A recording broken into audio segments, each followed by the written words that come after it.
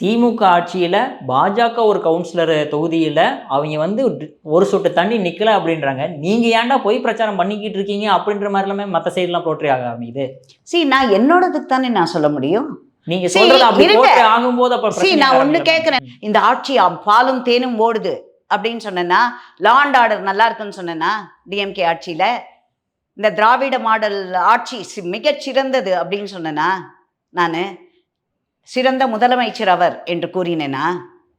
இங்கே தமிழ்நாட்டின் சட்டம் ஒழுங்கு நன்றாக இருக்கிறது அப்படின்னு சொன்னேன்னா, திருப்பரங்குன்றத்தில் இவங்க செய்தது நியாயம் என்று பேசியிருக்கிறேனா? அப்படியெல்லாம் சொன்னால் நான் எம்எல்ஏ கொண்டு போட்டேன் அந்த கட்சியிலன்னு நீங்கள் பேசலாம்.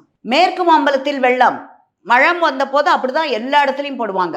மோஸ்ட் அஃபெக்டட் அப்படின்னு போட்டு வெஸ்ட் மாம்பலம்னு வாங்க. மோஸ்ட் அஃபெக்டட் ஏரியா ரெயினில். பட் ரெயினில் இந்த வாட்டி அஃபெக்ட் ஆகலையே. நான் டைம்ஸ் ஆஃப் இந்தியா தினமலரில் கேட்டேன், ஏன் இதை இந்த வாட்டி போட மாட்டேங்கிறீங்க? நான் கவுன்சிலராக சக்ஸஸ்ஃபுல்லாக பண்ணி காமிச்சிருக்கேன்ல, ஏன் அதை ஹைலைட் பண்ண மாட்டேங்கிறீங்க? எனக்கு ஏன் அந்த கர்வம் இருக்கக்கூடாது? என்னோட ஏரியாவில் நான் பண்ணி காமிச்சிருக்கேன், நான் என்னோட இதில் நல்லா நடந்திருக்கு அப்படின்னு நான் ஏன் சொல்லிக்கக்கூடாது?